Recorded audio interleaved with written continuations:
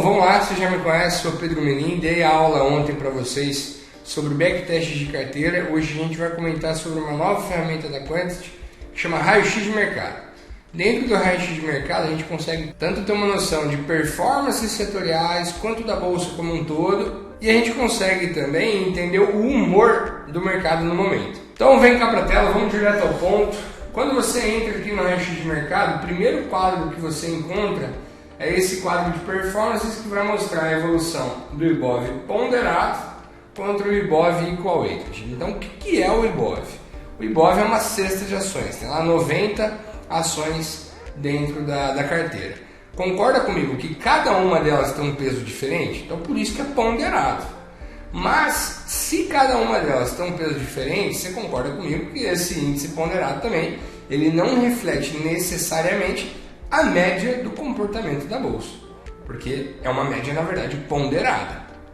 Então, quando a gente tem ali 90 ativos, cara, 5, 6 empresas ocupam 40% do índice. Só a Vale sozinha tem 16, 17% da carteira total. Ou seja, a evolução, a performance de poucos ativos afeta demais o índice. E às vezes tem lá um ativo que andou pra caramba, mas o peso dele é mínimo e ele não faz nenhuma diferença na carteira como um todo. Então a gente consegue, olhando isso aqui, ter uma noção que é o seguinte: bom, se o IBOV ponderado está andando na frente do equal weighted, quer dizer o quê? Que as ações na média simples, ou seja, na média global ali das ações do Ibovespa, elas estão indo piores do que as com mais peso. Caso contrário, o equal weighted subiria mais. Então como é que a gente usa isso na prática? Vamos ver um exemplo? Se a gente olhar aqui um mês, os dois índices estão muito pau a pau, está andando tudo na bolsa, né, recentemente, tanto o Ibovespa quanto todas as ações em conjunto. Agora, se a gente olha 6 meses, eu tenho aqui o Ibovespa com 5% de queda, 6% de queda acumulado, só que o equal weighted está com 17%. Aqui no fundo, o IBOV chegou a 14% e o equal weighted, ou seja, a média simples das ações, com 26,5%. Então, assim, a gente caiu quase o dobro. O que quer dizer? As small caps, as mid caps, essas empresas de menor peso no IBOV performaram muito pior, ficaram muito para trás. Isso em algum momento abre oportunidade para nós de falar, bom, estou posicionado em Vale, Petro e bancos, porque esses setores estão liderando, e as small caps eu estou fora, o humor não está legal. Agora, mudou o humor, o que vai andar mais? Essa boca de jacaré, ela tende a se fechar. Então a gente vai monitorando várias janelas para falar, cara, acho que agora é o momento da gente pisar no acelerador com essas ações menores. Então quando a gente olha 6 meses, como eu falei, aqui você tinha uma diferença de quase 1 para 2, né? Aqui você ainda tem uma diferença enorme, de 6 para 17, tem um desempenho relativo muito grande a cobrir aqui. Se você olha 6 meses, mais ainda. A bolsa como um todo chegou a cair 40%, só que o IBOV caiu 14%, caiu 15%. Né? Então existe um espaço muito grande para você, a partir dessa leitura e até olhando históricos maiores, fazer rotation entre essas carteiras. Então, trazendo isso para a prática, no bull market, né, juros baixos e tudo mais, o que foi melhor? A Vale, a Petro, os bancos, que geram mais peso no índice ponderado, ou as ações menores? Claramente as ações menores.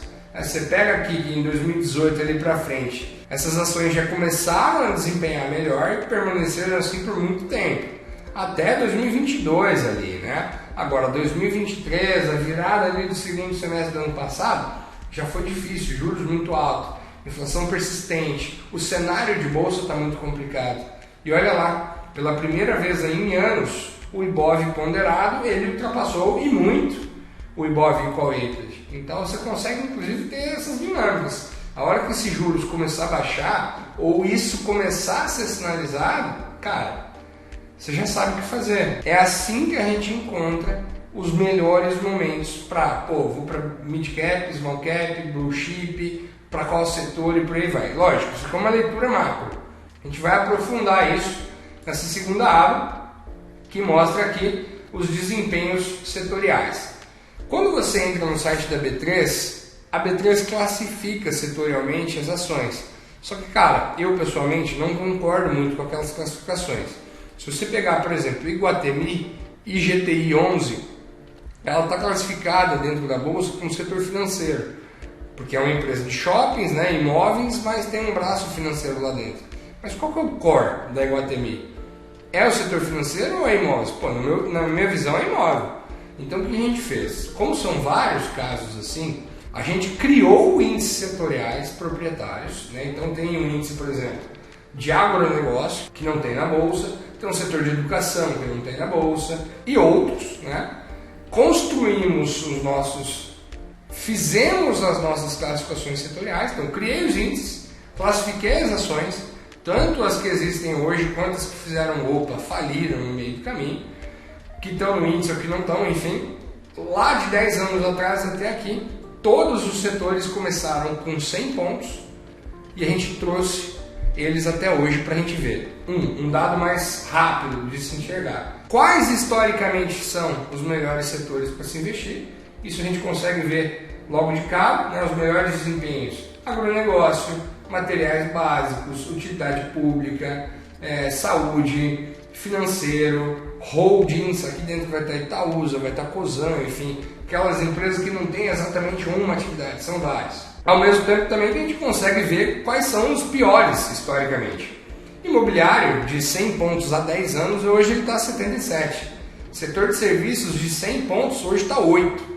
Comunicações, hoje está 27. Principalmente nesse último caso aqui, principalmente com a de Oi. Então você consegue ter noção de quais são historicamente os piores setores, ou ao menos os setores que são muito sazonais. Imobiliário, por exemplo, ele vai muito bem no bull market e mal quando o juro sobe. Então não é que é um mau setor, né? Historicamente a rentabilidade acumulada não é boa, mas é que esse setor historicamente ele é muito sazonal. Então compensa você entrar no momento de baixo juros saindo de alta. Enfim, então tem essa primeira leitura, temos o IFR por setor, temos o desempenho do setor em várias janelas para a gente ver, o que está mais para trás no ano, o que está mais para frente em 12 meses, em 6 meses, em 3, em 1 mês, enfim. Consigo ver as maiores altas e maiores baixas do dia, as ações mais alongadas e termadas. Então a gente saiu de uma visão mais macro para uma visão mais micro.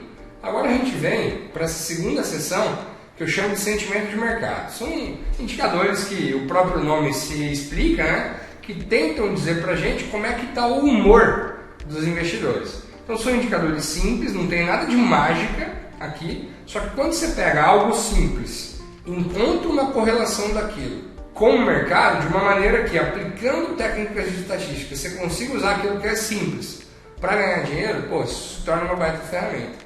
Então tem dois indicadores basicamente. O put call ratio aqui está mostrando que na virada do ano a gente estava com um PCR de 2,15, né, no topo. Foi ali depois da eleição, o clima já estava pior, muita gente deixou as calls vencer, as puts ficaram, criaram novas puts, enfim. Então estava um cenário meio ruim, né? Aí ele veio baixando, chegou em 0,88. Quer dizer, a gente saiu de um cenário onde tinha mais de 2 puts para cada call, para um cenário que agora tem mais calls do que put. O mercado já está cansado, ele já está posicionado de outra maneira ver derivativos, ele já está esperando, calma lá, acho que já está bom para fazer um fundo. Então tinha isso e tinha esse carinha aqui, percentual de ativos do Ibov acima da média móvel de 200 no gráfico diário. Olha só que a gente tem essas duas regiões, uma verde e uma vermelha, dando um zoom nessa ferramenta, e que eu mostro 10 anos desse histórico, né, de qual é a evolução desse percentual de ativos acima da média móvel de 200 no gráfico diário ao longo do tempo. Como eu disse, aplicando estatística em cima disso, de desvio, enfim, outras tratativas, a gente conseguiu identificar a melhor zona de compra, a melhor zona de venda, historicamente de acordo com esses 10 anos. Então, falando de compra, quando esse índice chega ali do 15% ao 25%, que a gente fala que é a zona de pânico ao medo, essas são as melhores regiões de compra dos últimos 10 anos. Por outro lado, quando vai de 80% a 95%, são as melhores regiões para você vender ou ao menos fazer um hedge. Tá? Então, dando um exemplo muito claro, de novo, né, dessa semana, que subiu aí 10 mil pontos, de onde veio isso? Cara, daqui. Então a gente pega... O indicador estava em 17% aqui no fundo, ele quase chegou lá no 15%, uma zona de pânico, né? A gente pode dar um zoom aqui, eu estou tentando acertar o pontinho, mas vamos lá. 17%, eu tinha o PCR totalmente embicado para baixo e a gente tinha várias outras ferramentas da Quantity, inclusive um algoritmo de reversão de tendência apontando compra.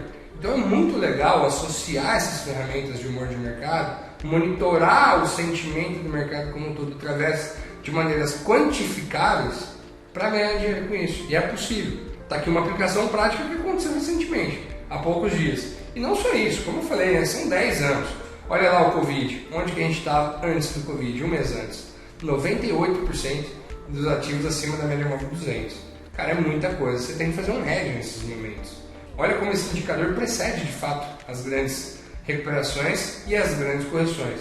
Então atingiu ali, vamos abrir um hedge, estava 75 mil pontos, foi para 70. Aqui estava 63 mil pontos, foi para 58. Aqui não precisa nem falar, estava 117, foi para 69 mil pontos. E não só ver os momentos, mas também quanto tempo geralmente isso leva, tanto para reverter o cenário, para se concretizar uma correção, enfim. Se a gente olhar, ó, vamos lá, maio a junho, outubro a novembro, dezembro, novembro até fim de dezembro, geralmente 30 dias, 60 dias, 90 dias, quando nesses extremos é mais ou menos esse tempo médio, de 1 a 3 meses, para ocorrer um movimento relevante que faça sentido para você já de repente até sair. Por outro lado, quando está ali no meio de campo, no 40%, 30%, 60%, cara, não é que eu zero tudo. Eu evito fazer posição demais, eu evito inventar demais. Lógico, quando ele sai de 17 para 50, eu vou aproveitar para fazer um hedge, alguma coisa do tipo. Vou diminuir a minha exposição. Não é zerar ou nada assim, quer dizer, o ponto intermediário entre as zonas só não é um ponto talvez de boa entrada, necessariamente.